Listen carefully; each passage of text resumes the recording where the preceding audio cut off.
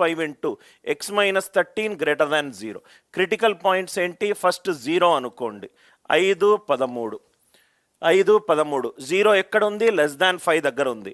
So 0 substitute చేస్తే ఏమవుతుంది చూడు, 0 is less than 5. -5 -13 65. 65 is greater than 0. So tick cross tick. మళ్ళీ గ్రేటర్ దాన్ పెట్టుకుంటే x less than lesser value వచ్చింది, x greater than greater value వచ్చింది. X is less than 5 or x is greater than 13. So greater దాన్లో ఏమవుతుంది? X minus alpha, x minus beta greater than 0 కనుకుంటే, greater than 0 కనుకుంటే x అనేది alpha beta మధ్యలో ఉండదు. అంటే లెస్ వాల్యూకి లెస్సర్ దాన్ ఉంటుంది, గ్రేటర్ వాల్యూకి గ్రేటర్ ఉంటుంది. ఈ పాయింట్ రాసుకోండి, ఈ పాయింట్ రాసుకోండి. Less than 0